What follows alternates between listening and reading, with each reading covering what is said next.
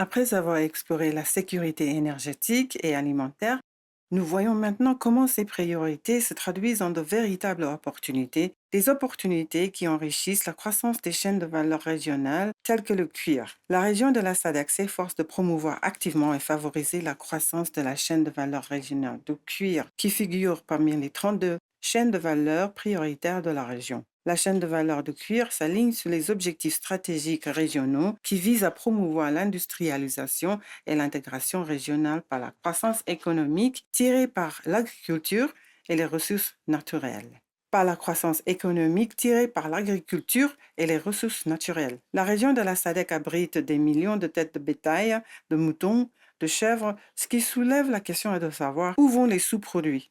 Comment exploiter le potentiel de ce cheptel abondant dans la région? Et comment pouvons-nous tirer pleinement profit de l'ensemble de la chaîne de valeur offerte par ce secteur? Aujourd'hui, nous continuons à mettre en lumière des projets qui bénéficient d'interventions comme le programme de soutien à l'industrialisation et au secteur productif, en bref SISP. Merci beaucoup de nous avoir rejoints sur SADC Insight. Commençons par toi, Humphrey. Solidaridad, c'est comme ça que je dis? Est-ce que je l'ai bien dit? Parlez-nous un peu de vous, de vos origines et comment vous êtes devenu bénéficiaire. Merci. Solidaridad est une organisation internationale de la société civile présente dans 55 pays à travers le monde qui œuvre en faveur d'une chaîne de valeur durable. Le mot Solidaridad est un nom espagnol qui signifie solidarité. Parce que notre travail a débuté en Amérique latine, d'où la prononciation espagnole. Sinon, ce que nous faisons, c'est travailler avec les agriculteurs, travailleurs et mineurs dans différentes chaînes d'approvisionnement où nous renforçons leur capacité à mieux produire.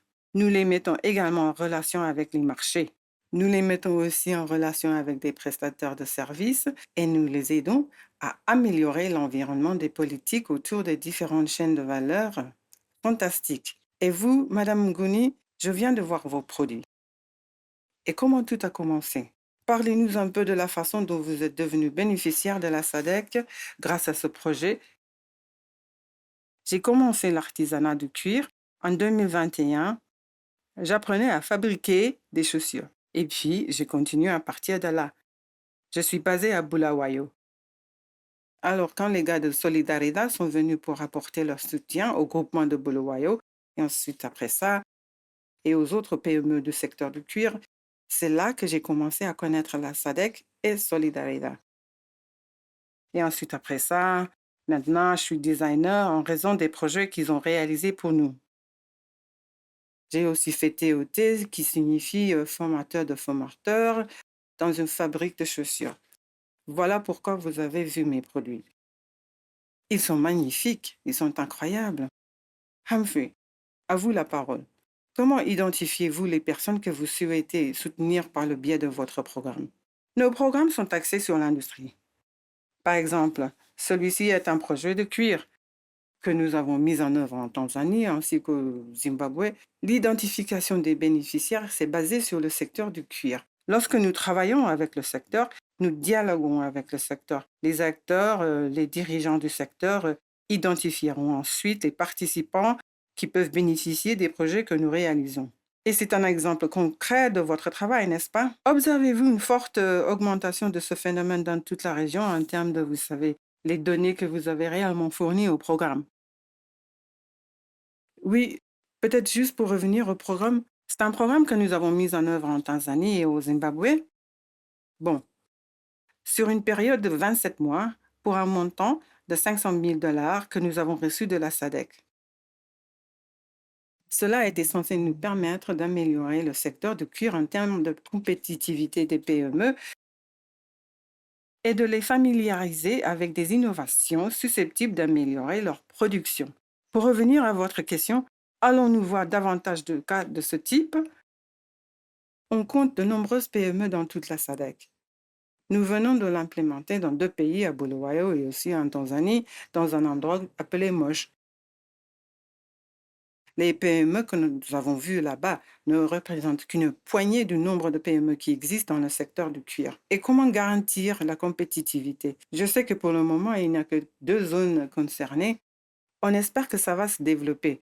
comment bâtir ces fondements de compétitivité au sein de la dite communauté de projet,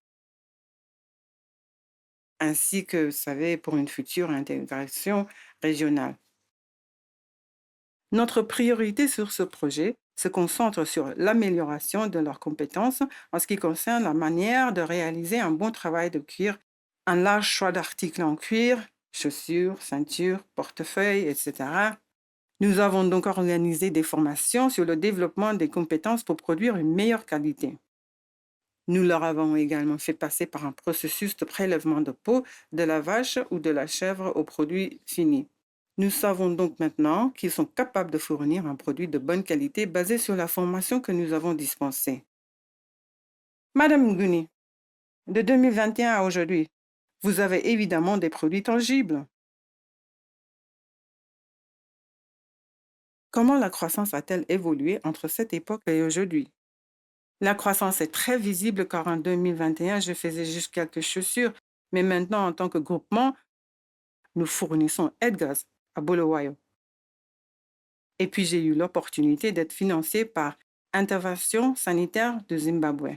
Au Zimbabwe, en avril dernier, j'ai acheté une machine à coudre. Ils m'ont donc financé avec la machine à coudre et maintenant, le nombre de chaussures que je produis à moi seule a augmenté. Puis même mes clients ont augmenté car je peux me rendre à des salons professionnels et y commercialiser mes produits.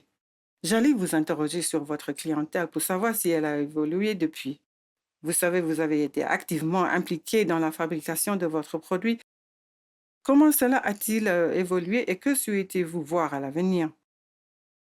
Avez-vous le sentiment que votre produit est à un stade où vous pouvez maintenant frapper à d'autres portes en dehors du Zimbabwe? Oui, mes produits, en fait, le mois dernier, pendant la semaine de l'industrialisation de la SADC, mes produits sont disponibles parce que beaucoup de mes clients étaient des Chinois. Ils appréciaient ce que je faisais. Cela signifie donc qu'ils sont déjà hors du pays. Ils sont internationaux car je recevais beaucoup de personnes étrangères désirant les produits que je fabrique.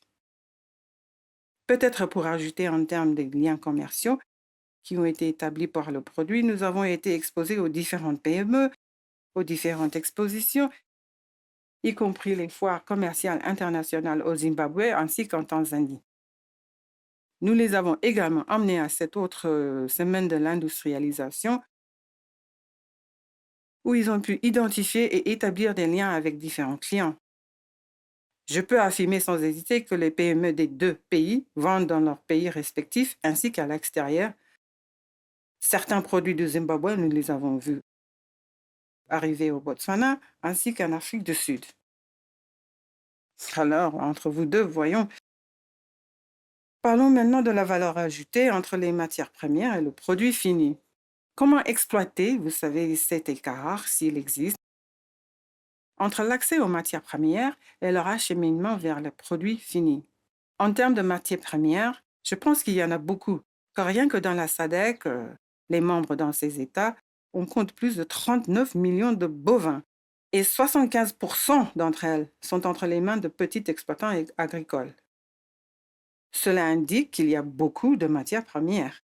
Et ce que j'ai vu dans les pays d'Afrique australe, beaucoup de peaux sont soit perdues, soit vendues à un prix très bas. Il y a donc beaucoup d'accès, mais d'après ce que j'ai vu, lorsqu'ils forment les PME, la création de valeur ajoutée est un point faible qui peut être amélioré, car il existe de nombreuses possibilités d'améliorer ou d'utiliser le cuir pour la fabrication d'objets en cuir dans toute la région. Il existe donc tout un marché autour des matières premières. Où devons-nous encore construire sur cette base pour que, vous savez, des gens comme Madame Muguni puissent y accéder facilement? Avons-nous un système développé autour de la matière première dans la région? Malheureusement, non. Les matières premières ne constituent pas un domaine développé car beaucoup de gens les jettent tout simplement. Ou il y a des agents qui viennent simplement acheter au hasard. Ce n'est pas un marché organisé. Mais une chose que nous avons constatée dans le cadre de ce projet, lorsque nous avons évalué les tanneries, qui sont générées par les tanneries, à la fois des déchets solides ainsi que des déchets liquides, mais en ce qui concerne les déchets solides, nous avons réalisé une évaluation des tanneries et nous avons constaté qu'il peut y avoir jusqu'à 13 produits qui peuvent être fabriqués à partir des déchets et une partie peut être utilisée pour fabriquer des chaussures.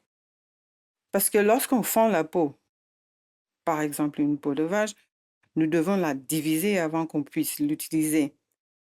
Ces fentes peuvent servir à fabriquer des chaussures et elle a produit des chaussures de bonne qualité. Et voici encore un exemple concret de cela. Parlons de l'accès aux matières premières. Est-il facile pour vous d'accéder à la matière première? De quoi avez-vous besoin pour les produits dont vous parlez? C'est facile pour certains types de cuir, mais le problème est que nous n'avons pas beaucoup de cuir de couleur. En gros, nous n'avons accès qu'à un nombre limité de couleurs. Mais à mesure que le marché se développe, les gens veulent des choses plus colorées, des différents types de textures. Et le problème, c'est que nous avons toujours présenté la même chose pendant des années. C'est là que réside le problème. OK, maintenant parlons d'achat. Tu parles toujours d'acheter botswanais, acheter zimbabwéen, d'acheter la région. Comment encourager et dynamiser les dépenses? Comment pensez-vous que nous pouvons faire cela dans la région afin que nous puissions soutenir les personnes comme vous? Ce que je dirais, c'est que le gouvernement devrait acheter auprès des consommateurs locaux. Par exemple, acheter des commerces des citoyens. Ils devraient acheter auprès des fabricants locaux afin qu'ils puissent maintenir leur usine en marche. Car s'ils ne le font pas, cela signifie que nous n'irons pas acheter le produit brut. Si nous n'avons pas les matériaux, nous ne fabriquerons pas ces chaussures. C'est pourquoi je dis qu'ils devraient acheter et nous donner des opportunités comme fournir des écoles ou même fournir de l'armée ou la police en bottes. C'est tout. Comment dynamiser le marché libre? Heureusement, l'Afrique dispose d'une zone de libre-échange africaine. C'est une opportunité pour les entreprises de faire du commerce. Même l'Afrique australe, le fait que nous soyons la SADC en tant que bloc, il existe une possibilité d'échanges commerciaux entre nous. Et je pense que c'est un domaine qui mérite d'être exploré.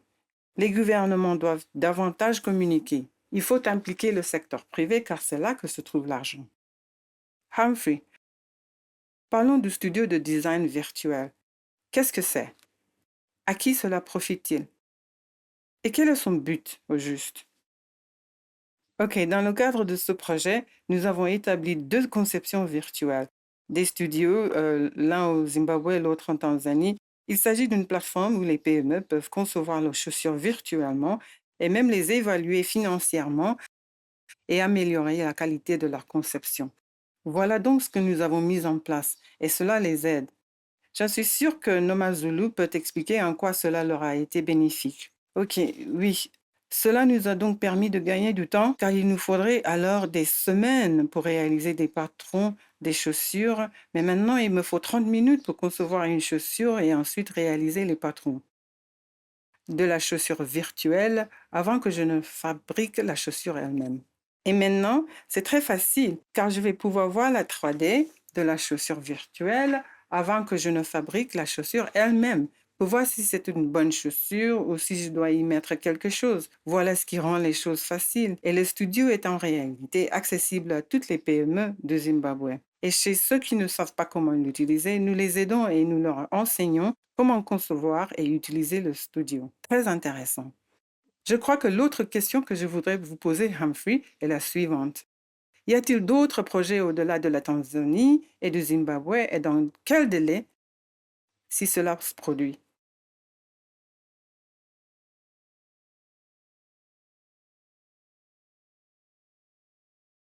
Il existe donc un potentiel et la possibilité de l'étendre à travers l'Afrique australe.